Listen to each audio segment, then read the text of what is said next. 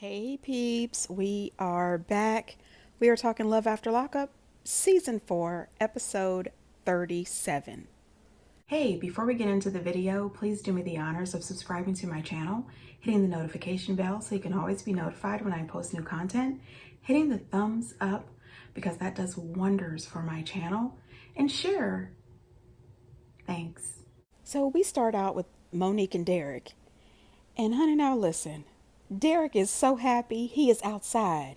He said he feels free. He's just outside the hotel, just enjoying his time without Monique. Okay, he decides that he's going to call the person that he thinks was stalking them the night before in their mini high-speed chase. Now, I am quite pissed with Derek because, first of all, Derek knew exactly who that was chasing them. Monique was so afraid she was crying. The cameraman was visibly shaken. And the production lady, she was really scared as well. How can you allow these people to be frightened like this? Monique went on the entire episode. She was scared. And she kept saying that she believed it was Derek's sisters doing that. And I said, why are you going to allow this lady to keep going through all of this? We find out that the lady is a CO. It turns out that his brother was in jail and his brother introduced a CO from his jail to Derek while he was in jail. And I said, well, first of all, she's got to be not all the way there. Because as a CO, you know you are not supposed to fraternize with the inmates. And she must have been fraternizing pretty damn hard for his brother to give her Derek's information. And then she decided that she wanted to talk to Derek. So it turns out that it was her. She was following him because she wanted to see him. She says that she was upset and she felt like he was playing with her emotions. I said, well, this is the last person you want to play with. First of all, she must not be all the way there. Second of all, she carries a firearm. I mean, this is not a good idea. He says that she's crazy, she's from the hood, and she's ghetto. And he doesn't want to get caught up and get in trouble. She says that he misled her and he knew that she wanted more than just friendship. And I think that's exactly what happened. And I think that he absolutely knew what he was doing. He was playing her. He was also playing Monique. This is not okay. Derek knows exactly what he's doing.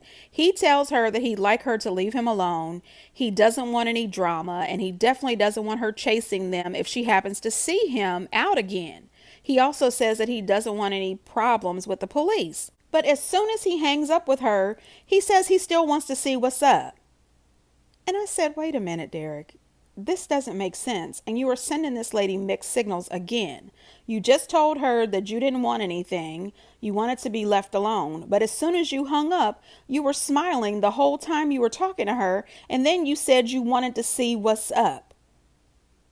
Then he goes on to say that he really loves Monique. He wants to be with Monique. I said, no, this is a lie. This is a lie. Something is not right. So then, Monique, being as scared and frightened as she is, she goes to the rent-a-car place to switch out cars. She moves them to a different hotel. She calls him and says that she had to lug all that stuff up the stairs at the new hotel. And he says, well, good, that was a workout for you. I chuckled a little, but at the same time, I said, that's rude as hell. Where's the chivalry? I don't know. Personally, I'd have left all that shit out in the car, and he could have brought it all up when he got back. She's paying for it anyway. The whole time he's out, she is calling, she is texting, she is tracking on her iPhone, wanting to know exactly where he is. This dude ends up going to a jewelry store stating that he wants to buy her an engagement ring. He wants to get married to her, but at the same time, he's saying how she is so insecure. He's hoping that this ring will help her with her insecurities and stop her from being insecure. And I said, well, Derek, what you're really trying to do is be a player and cheat in peace. You're hoping that if she has this ring, she'll stop being concerned and you'll be able to cheat and run these streets behind this woman's back. I'm not here for it. I am not here for it. However, he does pick out a really pretty ring. It's on sale for $2,500 and he's able to put 10% down. Now listen, She calls him. She's asking a ton of questions. Where are you? Where have you been? Why didn't you call me? Why didn't you text me? Why didn't you pick up the phone? I said, damn, she is too damn much. I said, you got one woman who is stalking the hell out of you and the other lady who is tracking you. This is just not cute. Then Derek's brothers show up at the jewelry store. One of his brothers just got out of jail, the one that introduced him to the CEO. He is crying practically. He is so excited to see his brother. He was just over the moon happy. They both were. Both of his brothers said, no, no, no, no, no, no, no. They are not here for this wedding ring, this engagement ring. Do not marry that girl. His brother said, why can't you just buy her a chain? I mean, they're not here for it. They really aren't. Derek tells them it's okay. They don't have to be there for it. He wants to marry her and he respects their decision, even though they told him that they don't respect his decision. And he said, it's fine. He's still going to do it. They don't have to respect it. I can respect that. I appreciate that Derek is standing up for Monique, but at the same time, there's something fishy about Derek. I think that he is definitely going to cheat on this woman. So then the one brother says, hey, why don't we go see our sisters? And he says, I can't go. She's tracking me. And his brothers said, she's what? And he says, she's got the tracking on my iPhone. Honey, now listen, his brother said, oh no, she's not going to be tracking you anymore. I'm going to take this tracking off the iPhone. He logs into his iPhone and turns off the location. I said, oh shit, it is about to go down. Monique is going to lose it when she is not able to see exactly where he is at all times. And I think it's sad that if he went over to see his sisters, that she would have had a fit. I don't think that this man should have to stop seeing his family. I really don't. His family is a little nuts, but I don't think that he should have to stop seeing his sisters. And it could be a good idea for him to go over there. Maybe if he goes over there, spends a little time with them, they will calm the hell down and leave Monique alone. That could be a good thing. However, I still feel that something is off with him asking Monique to marry him. I don't know. I think Monique needs to go back to Chicago and work on her health. She said she's got health problems. Go home, let go of some of this stress, work on your health and fitness, and let Derek do whatever the hell it is he's going to do, because something tells me that he is for the streets. Anyway, on to the next. Ashley and Travis. Now, honey, listen. Ashley is having a mental health breakdown. As soon as we see her, I said, well, shit. We just now seen her pop on the screen and she's already crying. I mean, she was crying. She was throwing a fit. Travis is laid up in the bed. He naked, honey. He's about to spring a tent is what he said. Okay, and she is outside crying and screaming and yelling at the production people, telling them to leave her alone. She's done. She's finished. It's over. Honey, now listen. Her landlord has reached out to her and told her she has got 2 weeks to get the hell out. She is not allowed to have a felon on the property. Her landlord said he's got to go. And I'm wondering, is all of it because Travis is a felon, or is she late on her rent? That's what I want to know. She's throwing a fit. She's telling Travis, don't talk to her. Nobody talk to her. The next thing you know, she's screaming and hollering at production. Don't talk to him. Travis, I'm telling you right now, don't talk to them. Oh my God. I mean, she is in a full-on breakdown. It turns out that she cannot afford to live there anymore. She can't afford the rent. Her business is in shambles. She is absolutely done financially. She says that she feels so stupid that she didn't save more money. She says that her business is not going well. And I thought, but wasn't it just a couple episodes ago that we saw her out buying $3,000 worth of jewels from her jewelry friends? And then she bought that metal detector. She took him on that fancy boat ride. I said, well, what the shit? You know, if you don't have any money and you knew you didn't have any money, why are you buying more jewelry? And why is he out here on the boat living his best life? What is he doing with a metal detector? You know, this just makes zero sense. Honey, listen, when they come back to Ashley and Travis, they gone, honey. They have left Florida and driven to Virginia. They have been thrown out. They are at a hotel and she's out at the hotel pool acting like nothing has happened. She's trying to swim, got her bikini on. She is acting as if she is living her best life. I said, lady, are you nuts? He said that he had to transfer his parole from Florida back to Virginia. So that good life that he was dreaming about, remember how excited he was? Oh, I've never stayed at a house this nice. I've never stayed so close to the beach.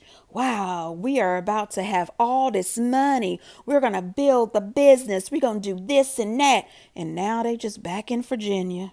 He said they had to sell all of Ashley's things just to get enough money to drive from Florida to Virginia. I said, wow. He said they left everything that they couldn't fit in the car, in the house, and on the street. They didn't have enough money to get a storage. Everything else that they could possibly sell, they sold. Then she's going to admit that she was living above her means.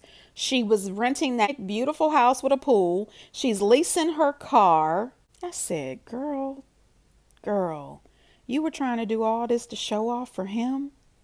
Are you out of your damn mind? Travis goes on to claim that he wasn't in it for the money, but that's a damn lie. Travis really thought that he was about to live the good life. He thought that he had gotten him a sugar mom for sure. Ashley says that she's lost over $6,000. The landlord was keeping her security deposit and her first 2 months' rent. She said that she made $3,500 off of selling the stuff in her house, and she says that her stuff in her house was worth $40,000. She also sold her purses and some of her clothes. Girl. Then she says that she would have sold her car if she didn't owe more than $20,000 on it. And I said earlier in the episode, you just told us you were leasing that car. So if you're leasing that car, you couldn't have sold it anyway. I don't know. I never leased a car, but I don't think she could have sold it anyway. She is just a financial nightmare. Then she gets all upset because he doesn't want to be at the pool swimming with her floaties from her pool. He tells her that he has to go see his new PO and he would like to go see his mom since they're there. And she gets all upset. She wants to get in the pool. She wants to pretend that they're still back in Florida at the house. I said, girl, if you don't snap the fuck out of it. You guys are back in Virginia now. You don't have any money. He doesn't have any money. Both of you need jobs and should be somewhere applying for jobs at the local Walmart and over at his mom's house making nice because you need somewhere to lay your head. You're not going to be able to afford this hotel. He needs somewhere to put on his parole. She starts yelling at him, talking about he needs to man up and step up and help take care of them because her funds have been depleted. You depleted your own damn funds. You should not have been acting as if you were rich when you know that you weren't. This is ridiculous. You need to grow the hell up. If I was her, I would drop his ass off at his mom's, get enough money together that I could get my butt back in my car, head back to Florida and see if I could stay with some family and friends until I can get my life right and get some therapy. Her and Travis are full of shit. Nathan and Skyler. So she said that when they got back to the house after that explosive dinner, he acted as if nothing happened. He just wanted to do his laundry and then get ready for work the next day. I said, oh, hell to the no. Hell to the no. I would have called my mom and had her come pick me up and got the hell up out of there. That is another red flag. You're going to act like you didn't just show the hell out down at the restaurant? You want to act like you weren't just screaming the N-word at that restaurant? I'm the hell up out of here. This relationship is ridiculous. Then we see Nathan at work. He's working with his cousin, brother, uncle. That's how he described him, honey. He's related to him somehow, but he's more like a cousin, brother, uncle, or probably a father, all in one. This dude just got out of the jail on Monday. He tells him what happened at dinner, and his brother, uncle, cousin says, are you still on that jealousy stuff? You've really got to give that up. I said, well, what the shit? This is not the first person to say that. Nathan has a security issue that is really overactive, and he has got to deal with that before someone gets hurt. Then we see Skyler at her mom's house. She comes over there with her laundry. I said, there's no washing machine at his grandmama's house. Most grandmas have a washing machine. Anyway, she's trying to downplay her part when she tells them about the night before. I said, oh, no, ma'am. You need to give them the full story. You were over there answering your phone for Brandon. And Brandon kept calling multiple times. Brandon was getting smart when he was on the phone. And you never once said, Brandon, I'm trying to have a nice dinner. Can I please call you tomorrow, or I'll call you later this evening? Not one time. Okay, now Nathan was way out of line. He was way out of line. He was doing too damn much, and I wouldn't want him dating my daughter. That's all I'm saying. Now, she kept bringing up to her parents that she's worried that Nathan is going to use again. I said, now, wait a minute, girl. Nathan has been out in these streets for the last 4 months. He has a job. He had enough money to buy you a ring. He is doing whatever the hell he's doing. And he seemed to be sober. He didn't fall off the wagon. You are too worried about this man's falling off the wagon when you should be worried about yourself. You just got out like 4 days ago. Personally, Nathan and her don't belong together for multiple reasons. Number one, she is not into him the way he is into her. 2, she is extremely childish. 3, they are both addicts. And 4, I don't know what's wrong with him mentally. His behavior is too damn much.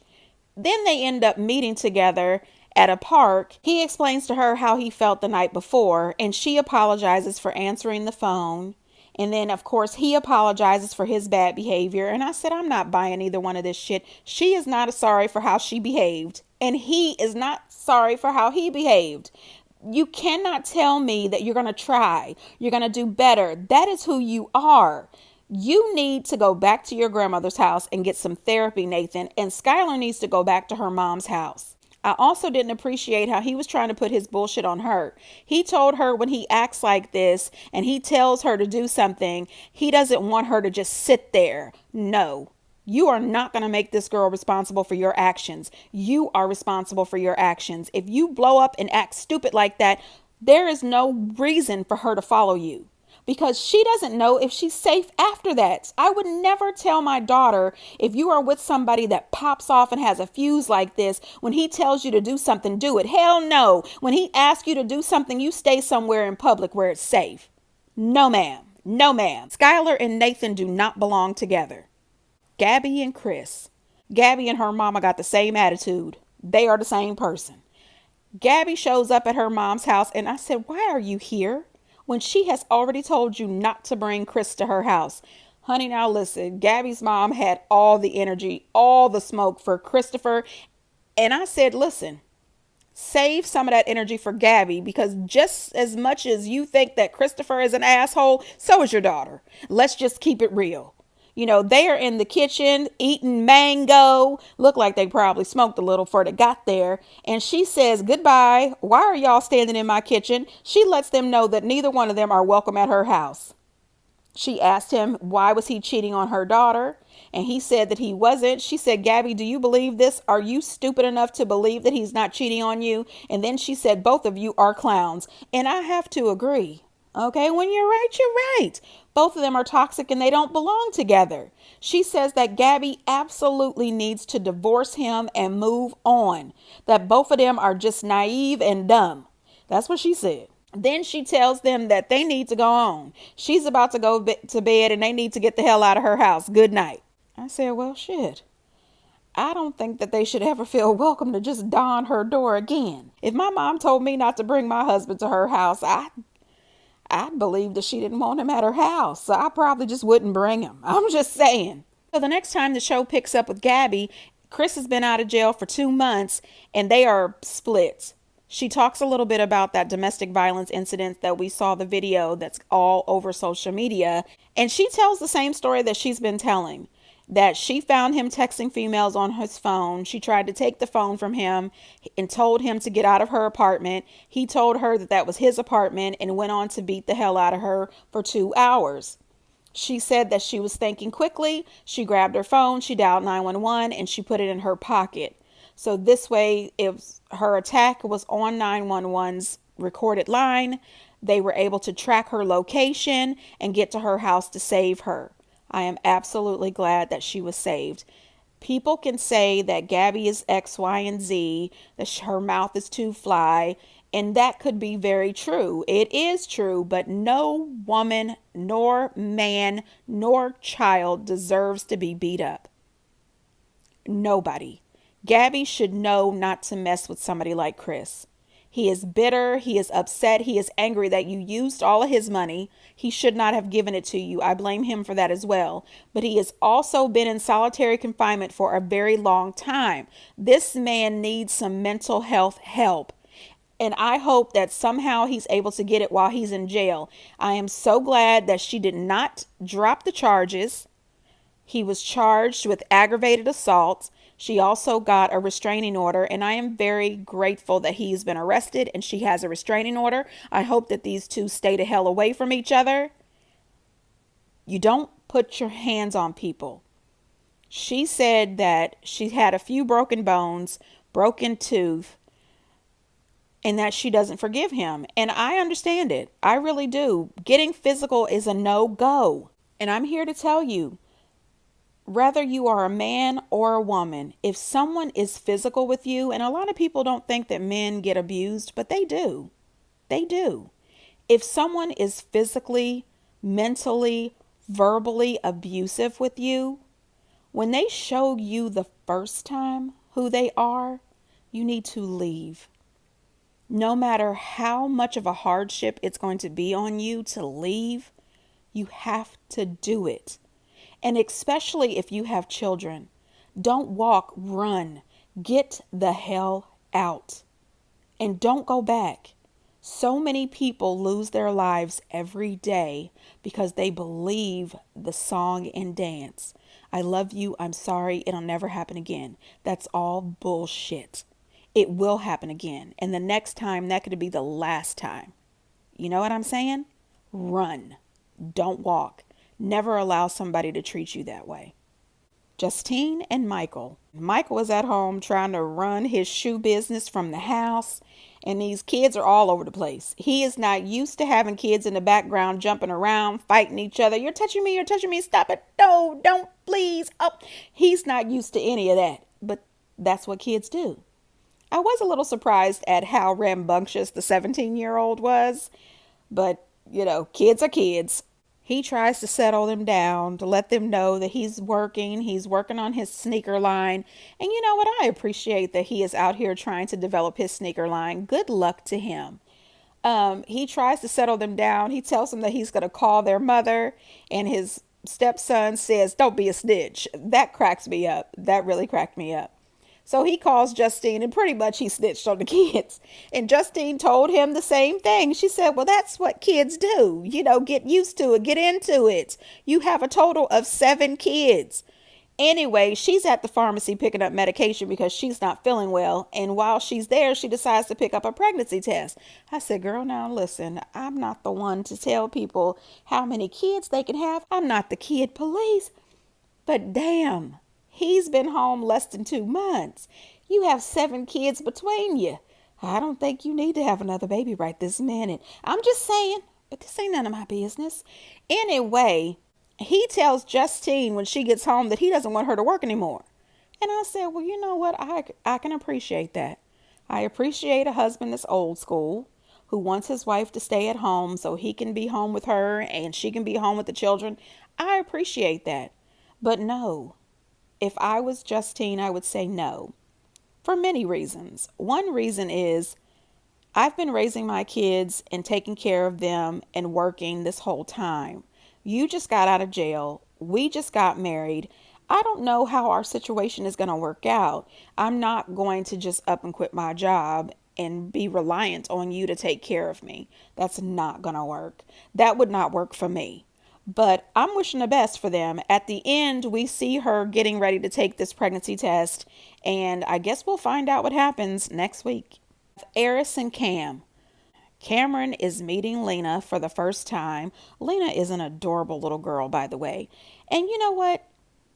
I can admit it. Cameron's conversation with Lena was the most calm, rational, and mature conversation I have ever seen this man have. I really appreciated this conversation with her daughter. However, I still think it's too much, too fast, too soon. There is absolutely no way that I would bring this man into my daughter's life. No freaking way. I am looking at Eris with the side eye. She says that she wanted a traditional wedding, and this is not exactly traditional. It's absolutely not. The only people from her side of the family that are there is her daughter and her best friend Kendra. Her dad does not approve of the relationship, and so she hasn't even told him that she's marrying Cameron. Listen, I understand that Lena's dad is not around. It turns out that he got three women pregnant at the exact same time. He was in the country illegally and was deported, and he hasn't seen his daughter since she was 2. I understand that kids need a dad. Kids need a mom and a dad, but not all kids get both. And they still turn out great. There are so many single moms and so many single dads who do great jobs filling both roles, even though it's so freaking hard.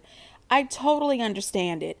But when it comes to trying to find a spouse, when you have children, that is the time to be the most picky, the most concerned. You want to make sure that you are bringing the right person into your child's life. And I just don't think that Cameron is it. They ended up getting married. We found out that Cameron's father has passed, and they had a cardboard cutout of his daddy at the wedding. And I thought, well, how did they get that cutout in within 24 hours? I just didn't know you could get a full body, cutout in 24 hours. But anyway, it was a nice touch. They ended up getting married. And I think that this is going to turn out to be a huge mistake. I think she's going to learn a lesson here. This guy is not it, and he shouldn't be in your daughter's life until you actually know who he is. I'm just saying. Anyway, peeps, get down in the comments and let me know what you think. And until next time, bye.